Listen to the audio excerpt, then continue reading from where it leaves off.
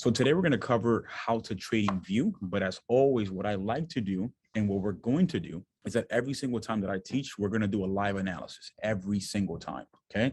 So right now, what I want you to do is drop the tickers right now that you want me to do live analysis. It could be Square, BA, whatever you want, and we'll go through it and talk about what we've been, teaching, the 9 EMA, 21 EMA, candlestick patterns, volume, stuff like that. And we are going to go over them. After that, we are going to talk about how we can become more efficient and how we can, obtain efficiency by adding more confluence to your trading. Again, what I want every single person here to do is to be very, very efficient and to be equipped when it comes to tools. I get messages every single day, which again, I really appreciate the messages from people already making money on live and also on paper trading, using the sauce, using the different things that we've been using. I don't know, Gregory has a hand up. I'll take that question. I don't know if you can go on off mute, Gregory.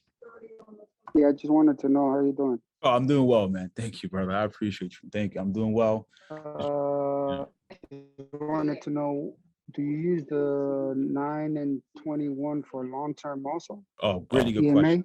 Yes, I do, but I'm going to show you something else that we're going to add. Because again, we have a lot of folks here that they don't day trade, they do long-term investments. So I'm going to show you what you can add on top of the 9 and 21 that's really going to get you into some good entries. So we're also going to cover that towards the end of the call today. Excellent, excellent. We're also going to talk about, again, being equipped. And we're also going to do a quick recap of the 9 and 21 moving average scripts, the watches script, and also the pre-market high and pre-market low script. So with that being said, let's go ahead and dive into today and what's going on across the market. The first one that we're going to talk about is SPY. Okay, so how do I go about my day? All right, every single day that I come into the market or even pre-market, how do I actually assess and I approach a day? I always look at SPY. Why do I look at SPY? SPY is the overall market. So I want to know whether or not we're trending, whether or not we are at resistance, whether or not we are at support. Today was an easy day to trade, and I'll show you how, right? So the first thing that I do is that I always look at my daily time frame, okay? So I want you to note that. I always look at my daily time frame. Why? Because the daily time frame is giving me what? It's giving me that bigger picture. The higher the time frame, the bigger the picture, the higher the time frame, the more confirmation, right? So as you can see here, all I have is just my 9 and 21, right? We had an arrow crossing down for the 9 and 21. Can someone in the chat put what does, if the 9 crosses down the 21, what does that mean? Just drop it in the chat real quick. Push city, death cross is bear, a change of momentum, right? Now, let me ask you this. Which EMA is leading? Is it the 9 EMA or is it the 21 EMA? Which is the leading one? 9. Right? Your 9 EMA is like the captain, right? That's the one that lets us know that there may be a shift when it comes to momentum, right? So there's a couple of things that I want to highlight. Let me get my tool real quick, right? A couple of things that I want to highlight. We get that death cross right here. On top of that, we also add more confluence by adding what? Support. We see that at this level right here, 433, that's a critical level of support. But however, when we do break that level, we go lower and we usually test that 428. So today was an easy trade. Why?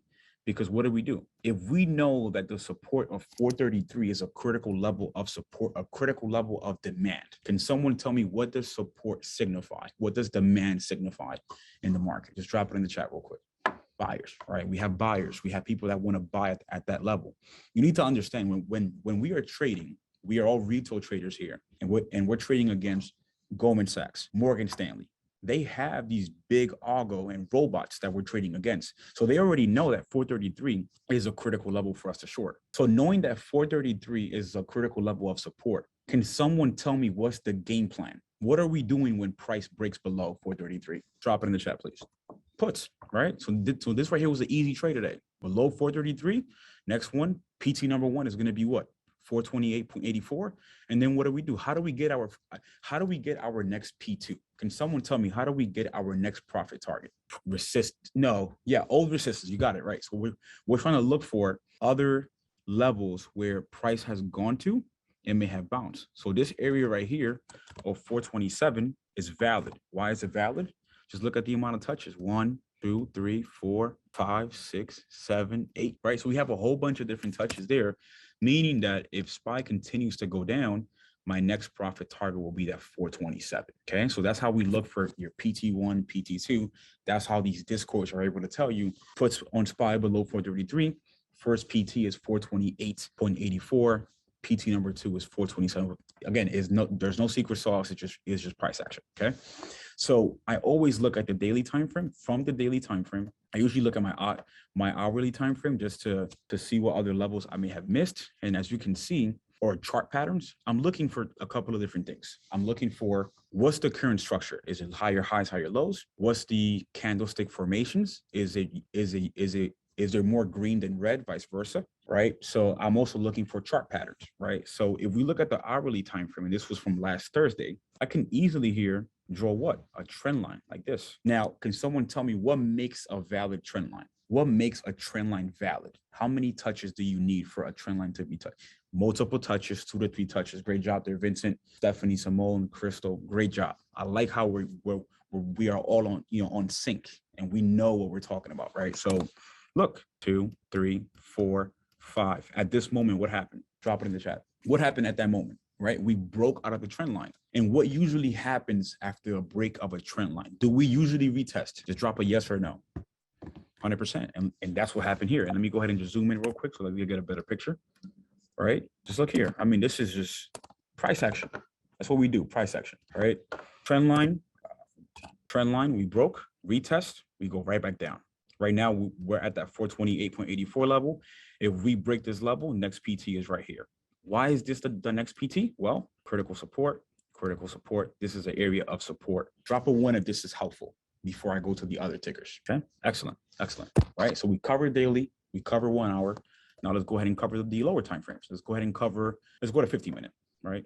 In this market, I highly recommend you to wait at least 15 minutes for you to understand, what's going to be the market sentiment for the day, right? At least 15 minutes. So I'm going to show you another strategy right now. So please get your pen out, your notes. It's called the opening range breakout. I think I covered this another time or during a previous session, but here's what it is, right?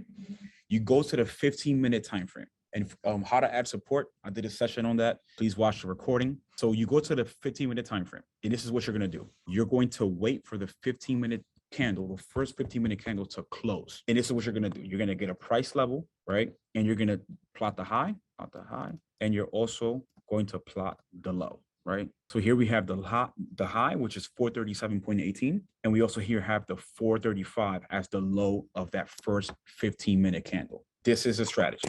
After you plot the high and low of that first 15-minute candle, if price breaks above, you're going for calls. If price breaks below, you are going for puts. This right here gives you a 1-to-4 risk to reward ratio, right? So as you can see here, that this second candle, what happened here on this second candle? Just drop it in the chat. What happened on that second candle? Did we break? Right, we broke below 435, which is the low of the first 15 minutes of the day, which is signifying that we're probably going to head lower, right? If you got into this trade, this is a 100% trade in options all day. So what I highly recommend, and again, that's really the question, how long should you be in the calls and puts with this strategy? You could play multiple different ways. I can get into puts here at the break of that support of the opening range, and me knowing that 433 is a critical level of support, I can get in here and get out right here.